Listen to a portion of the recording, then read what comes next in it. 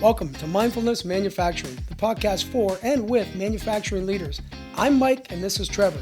We want you to join us on our journey as we help you gain new insights, moments of clarity, and self-awareness. Hey, if you're willing to step outside of your comfort zone and uncover new perspectives to make your next day better, grab your coffee and let's go.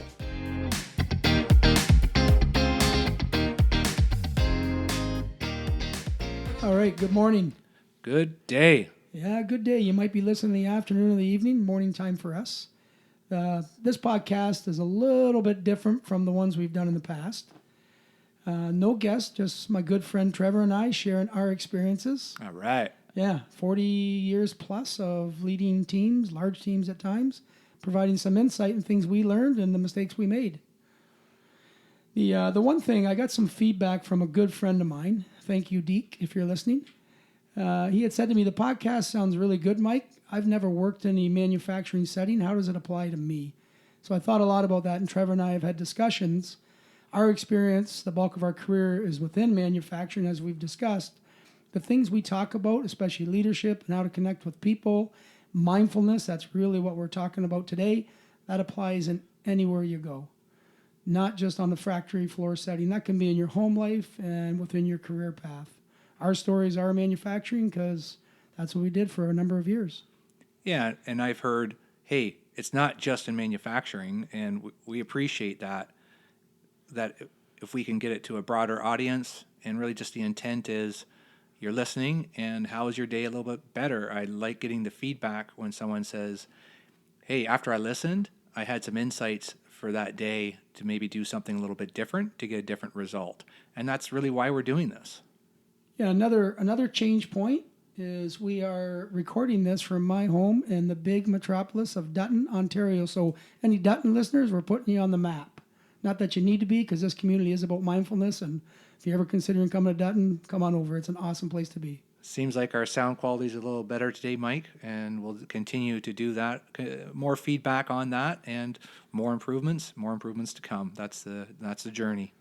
Yeah, Trevor mentioned last time when we were on the last podcast with our friend Leanne Galley, if you have topics, it really would be great if you could share those through the reviews. You can send them to us directly or private messages, because what you're providing, maybe we didn't come across in our experiences. We can open up with a guest and it helps somebody, including yourself. So don't be shy. Feedback is always welcome. It's how we get better. And so one of the ways I've gotten better is working with Mike. And we've gotten that feedback through our career. And when you can align yourself with someone that has some basic, deep, similar values, but shows up in a different way, that's a whole offset. And we've talked about Jim Rohn, and you're the average of the 5 people you spend the most amount of time with. So that's so important of making those choices and being mindful of stepping back and saying, hey, is this the right environment for me? Are these people that I'm spending time with, do we grow off each other? And that's, I'm very proud of the compliments that Mike and I have gotten over the years in doing that, and that's why this podcast wouldn't be as good with one person as it is with both of us, because we're always saying different things because we think different. Yeah, absolutely. And if you take a look at what you're doing in your own organization, again, any sort of organization or business that you may run or be involved in, do you have a good offset?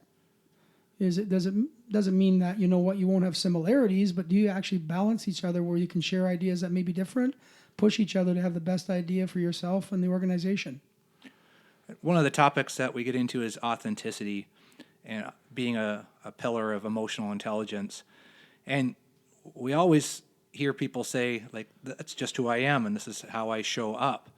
Some people are more open to change how they show up. Some people think that, hey, this is who I am. One thing I've learned is every year it seems like I learn a little bit more about myself. The more vulnerable that I am, the more that I open up. And what does authentic self mean? Well, it's really being your true authentic self, and what you say in life aligns with your actions.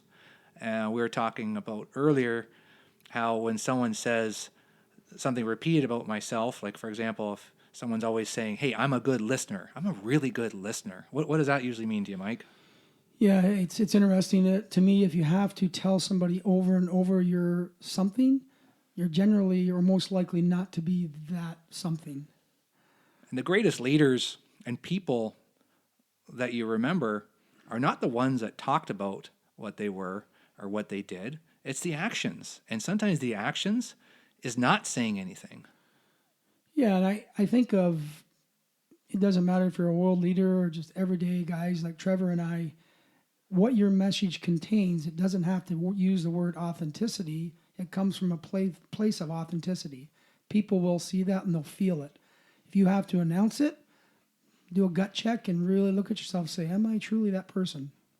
If someone says that they're practicing mindfulness and they talk about it a lot, then you gotta kind of wonder, well, Yeah, really? yeah, it's an interesting one. You know what? I don't think I would have realized that early on in my career, but through experience and through just the awesome people I've had the chance to connect with and keep friends and relationships, that to me has been feedback that has really helped. Taking that time, like I really enjoy Headspace. I actually can't start the morning without it now, and it doesn't matter what app you use or whether you don't use an app. But making room, just making room in your head to take on something different is so important. It is. And you know what? Years ago, I probably would have poked fun at that or thought, you know what, I don't need that to be a good leader. That's a weakness. And today, that's such a load. It's not true. And the more we get discussing about how we really feel or what we're really doing, we're going to lose some listeners and we're going to gain some listeners. And that's okay. That is okay. You okay with me telling a story now, Trevor? It's always a good time for story I'm time. chomping at the bit. I'm chomping at the bit. So this story goes back, I would have to say, 15 years ago. Large manufacturing plant, growing, good business. I was fortunate enough to be moving through a career path of managing a lot of people or leading a lot of people, I should say. This story comes from a place that really taught me something. So I thought that if I used big words when I was asked questions, that I would look more professional, more of a leadership type, even though I didn't know what the words meant. And I had some feedback from a person, and I'll thank this person at the end. We still stay in touch today. After I sent a message, this lady looked at me and said, "You're a good dancer." And I'm like, "What? What are you talking about?" You are a good dancer. Well, maybe. At this point in time, I wasn't dancing on the manufacturing floor. So I looked at her and I said, "You know what? What does that mean?" She goes, "We ask you questions, you use big words, goes around in a circle, and none of us know what you're talking about. You confuse the heck out of us." I had to really step back. I didn't get defensive, but I was somewhat hurt. I didn't think I was doing that. So I took some time with this lady, and I said, "You know what do I do different?" And she's like, "Well, even if you can't answer the question, that's okay. You can say you don't know, that's all right, and then we'll find out together." So it really taught me something. I was coming from a place of trying to exude this quality that was not me. And to this day, I thank Sue. Sue knows who she is.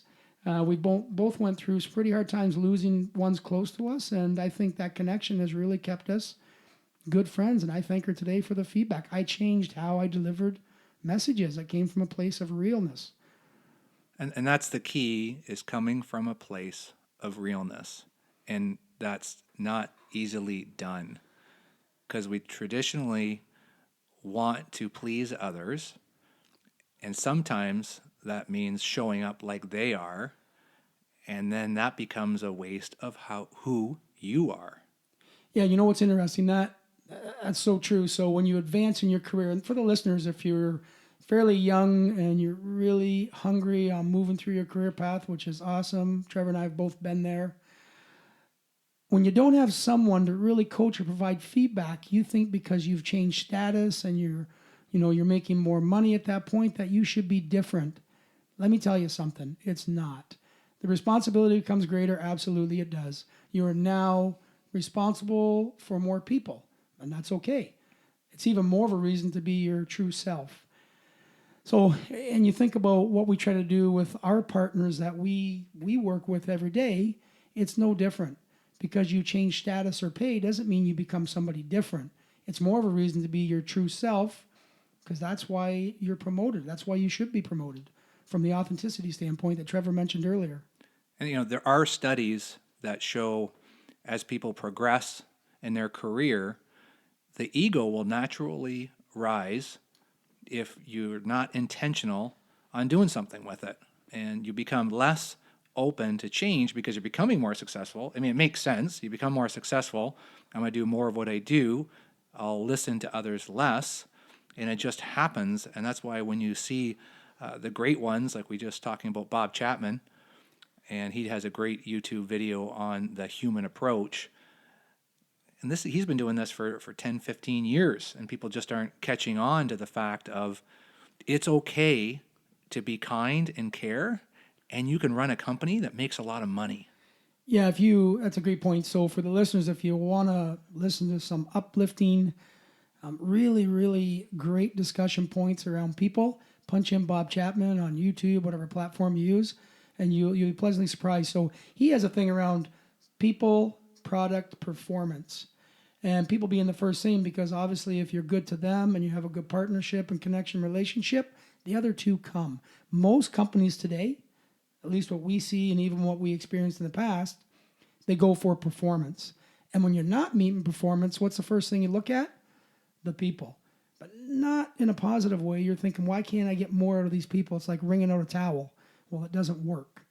So be good to the people and the other two will come. And you watch that with Bob Chapman. It's a great message that he delivers to the listeners. When we look back, there were times when you're trying to progress in your career and you get feedback, and not all feedback you have to take action on. You got to stop and check and see, how does that tie in to my personal values? Do I feel good about that? Is it aligned, or am I aligning? And we both had feedback on the phrase, the asshole pill. And that's become a big topic, and not a word that I want to use on this podcast, but it's real. And that's some of the feedback we've gotten is keep it real. Like, keep these stories, keep the issues relevant and not just always about great things happening. And we got challenged to say that guys like you need to be more of an asshole and show up in a way of authority that you mean business, and you need to flex that. And that didn't feel good. And you walk away questioning yourself, thinking, do I need to do more of that? And I know I had some of that in me, and I didn't feel good. And that's when we talk about offsets of you and I, Mike, that's one thing that you've definitely helped me with in my career when I came over, and driver and like pushing for results and that whole limelight of, yeah, I can get great results and I can drive things. But what you taught me is that instead of sending a leader away crying over, I would have a conversation with a leader, and a leader would go over to Mike's office and end up crying. And then, Mike, you came back to me and said, Trevor, what could you have done different to get the same result out of that leader and not have the person cry? Yeah, I was running out of Kleenex. That was bad. It's humbling moments, man. Like, you look back and it's like, okay. Why did I do that? Yeah, I think back, that was a really, like, for my career path, when I think of Trevor and I working together, it's by far the best partnership I've ever had in any organization I've worked with. And the reason being, he had things that I didn't have, and I had things that he didn't have, and we were very open to learn from each other, such as that. I didn't think people needed to cry at work. It actually bothered me. I didn't care for it. Makes no sense. I'm not into the tears unless somebody's coming from a place of emotion because something's happened and we want to confide in us. But I don't want to create the tears. That's how we operate. And you know what? It's no different. I can remember holding meetings, and they'd be set for time, say an hour meeting, and I'd run over by an hour and a half. And Trevor's like, you have to have respect for time, Mike. And I didn't. And I realized I needed to change in that area. And mine was not cutting people off, just let them talk. And I wasn't doing anybody any good by doing that. Now, the difference is we were both open to change and flexing yourself. And can I show up a little bit different? And that whole vulnerability of what do I need to work on? And that's actually one thing when we look for partners to work with. And it's only in the last couple of years that we've really learned this, is that when you're partnering with someone, whether it's a client, whether it's someone you're working for, whether you're going to look to work for an organization, ask them or ask yourself about them. What are they working on? Yeah, it's interesting. Even the last couple months, and this is how learning happens, and it never stops. If you think you're done learning, keep listening to this podcast, please, or come join us because it doesn't end. We're learning. Even the last couple months, people that I've known for years, because of this podcast or the articles that we write and the things we share, I have people opening up to me that I see a different side of for the better. And they never would have if we weren't going down this type of journey where we're providing insight and stories and really conversing on good things to help each other. I want to go back to the asshole pill for a minute and give my experience on that. And typically we don't swear on here. That's not what we're like. We cannot not tell you that because it won't make sense if we don't use that word. It's not a real story if it's not what we're telling. I can remember sitting in what was my performance review.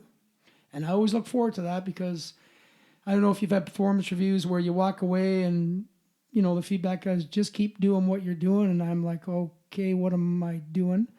So this review was pretty in-depth, but part of it near the end was, Mike, you're just too nice. So I thought a lot about that. And then, you know what, you need to take an asshole pill, exact words. And then I left there and I'm a little confused. And I remember I shared this with my mother because I pretty much told her everything. And, she's like, what's the opposite of nice? Well, I guess being mean. And is that who you are? No, I'm not. I can be assertive and respectful. That's a change point I could be. And I knew that's something that I always work towards. I think that's important. But an asshole pill? Now, this might come to you in different forms in your organization, your personal life, where the word is an asshole. But be very aware of what's being delivered and ask yourself, is that me? And if it's not me, are you willing to trade in your belief for something that you're not? Because I think you'll have a hard time sleeping at night over time and you realize that, you know what, I've conformed to something that I just can't look at myself in the mirror anymore. And that's the point I got at, and I need to make a change. Some of the people that worked with me years ago saw a different me where I thought discipline was the only way, and realizing that no, working and coaching and developing is the best way. So I had to make that change, and I really appreciate Trevor and the people I worked with really helped me in that area. That whole aspect of you don't have to act kind, you just don't have to act not being kind. And you can be a good person and kind, and accountability can still be driven in the organization with some assertiveness, transparency, like just keep it real. And when people get overly emotional, swearing and putting someone else down, it's their own insecurities. It's the inability to coach another person. When you don't know how to help another person and you're in the organization and you're getting pressure to get the results, then the easy button is to get pissed off and show that emotion and put some fear in everybody and then go back and see how everyone responds. Do you see that? Do you see how I really gave it to him today? And it's like, wow, that just, if you can really step back, then you can look and say, that person's insecure. Yeah, and you get into survival mode, which a lot of people that listen to this might live in that today. And you got to really look at it and think, is that how I want to spend my career? Hiding and being the person that is hard on people just to get the results. The other thing to think about with the asshole pill, if you have to take a prescription for something, to fix something, you got to step back and say, am I being myself? And the asshole pill isn't the way by any means. So really think about, am I true to me? Even if it means, your career might be in jeopardy. I'm not saying that you want to put it there, but you got to be happy with what you do. So really take a look at, what your behaviors are like moving forward when somebody wants you to be something you're not. And that might not be the asshole. That could be not being upfront with the people. That could be hiding certain things about what you do in business. If that's the case, again, you got to be honest with yourself and be aware to say, am I willing to do these things, and what cost comes with that? Absolutely. So I got thinking about another story. You and I didn't talk about this one, but I want to share it because it's a good one and it sticks with me. I wrote an article on it years ago. So our job as we work together and we realize, we're not those guys that really are going to treat people poorly, and we wanted people to really follow for a purpose and a reason. We'd have a review every morning we call an autopsy, which is really what it was, just dissecting the performance and understanding how we could be better. But the midnight area leader came into the office, and he was deflated, demotivated, and it really brought me down. It sucked the energy right out of the room. And great guy. I haven't seen him in a while. I should catch up with him, but just a great guy. So slouched down in a chair, had a can of Coca-Cola in his hand, big chain hanging off the wallet, and started to express himself in a very unmotivating way. So going over the reasons as to why the performance was there and not really talking about what could be different or open to analyzing. We had really good analytics at that point to understand what went wrong. And I just looked at him and said, you might as well leave. And he stopped and said, what do you mean? I said, honestly, you're defeated, man. I said, you're a good guy, but I haven't seen the side of you and I don't get it.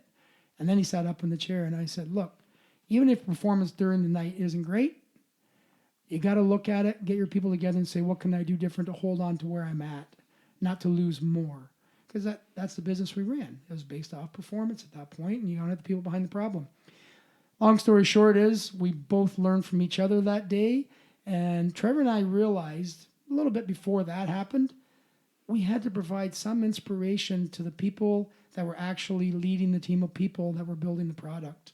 Couldn't just be about coming in and building product. So at that point, it's really uplifting someone to see the value in what they do with the people on the floor. And I tell you, that was a moment for me that really stood out. And I wrote an article and thanked that individual for that moment because it helped him and I.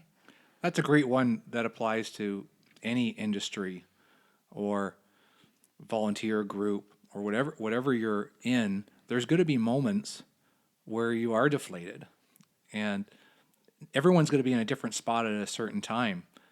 Last night, I was not on my game, and I just mentioned that to Mike, and then he starts asking some questions, and by the time we were done our conversation, I was in a different place. I was okay just saying that, hey, I'm not 100% right now, and that's okay. And if you can bounce things off each other, if you see that in others, then how do you help them, or how do you ask for help?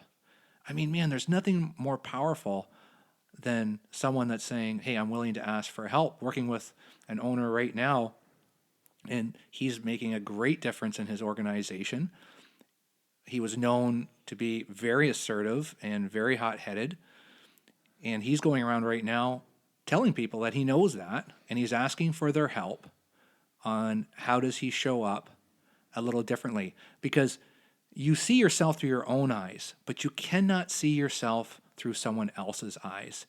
And unless you ask, you need to send out an invitation.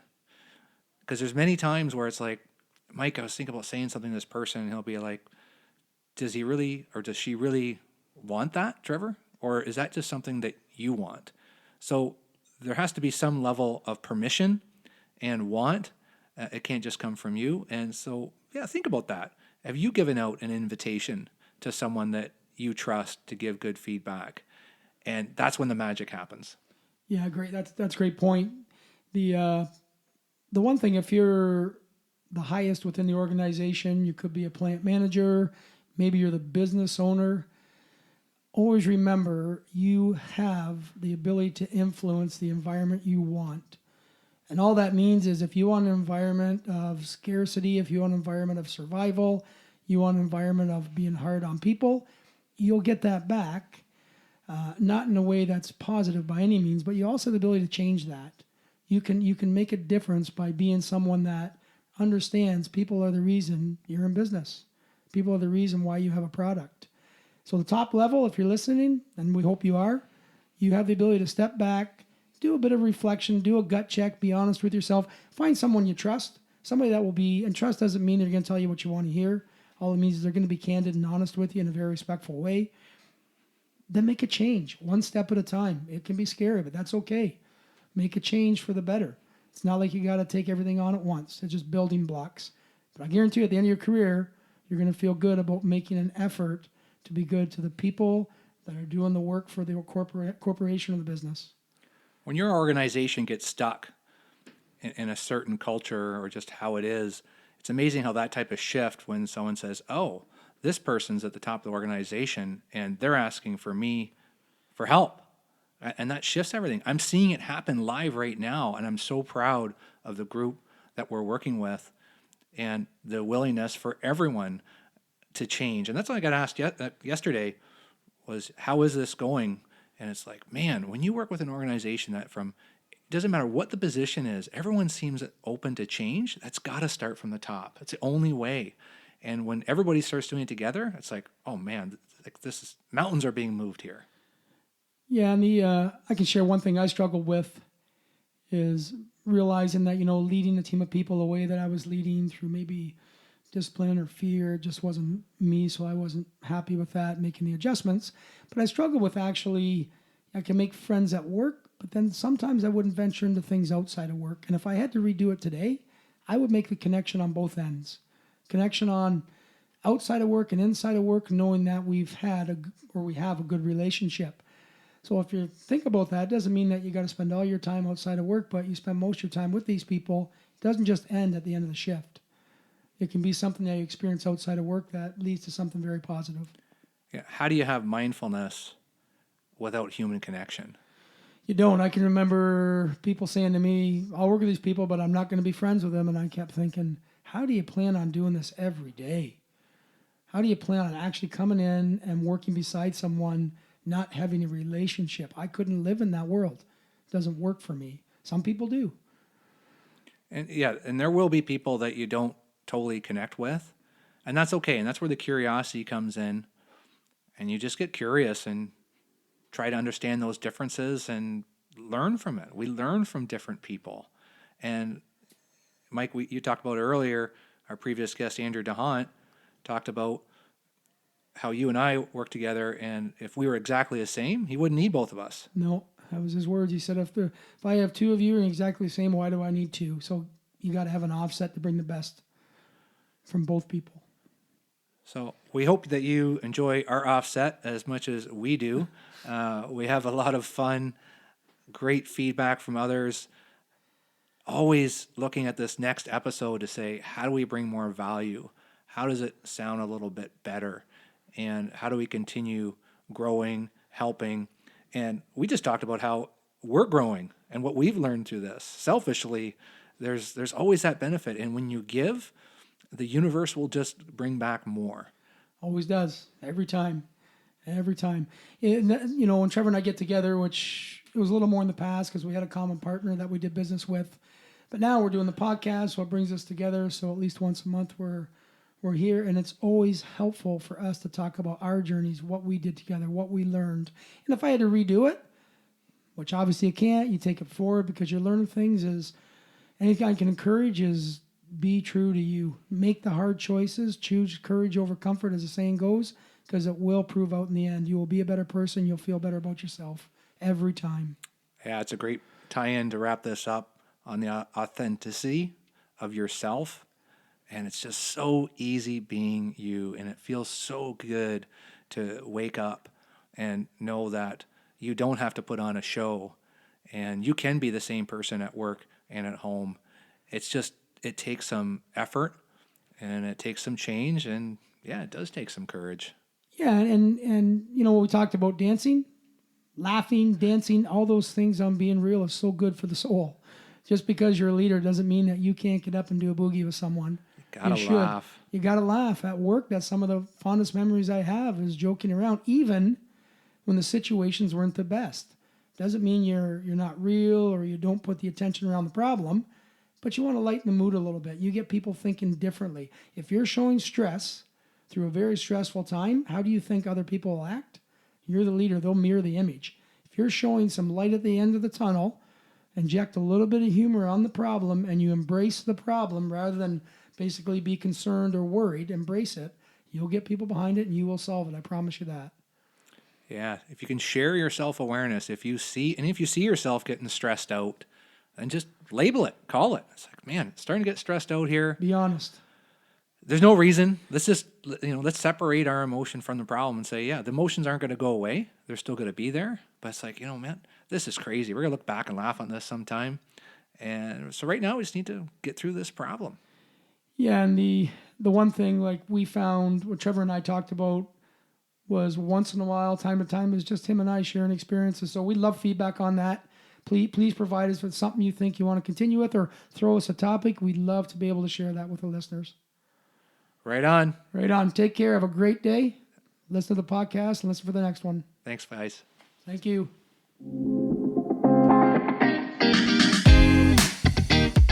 Hey guys, thanks for taking the time and joining us today. We had so much fun. Please remember to subscribe. It's free. Share it with colleagues. Look for our next episode in a couple weeks. If you want to drive results, the first step is realizing how you show up. That's the essence of mindfulness in manufacturing.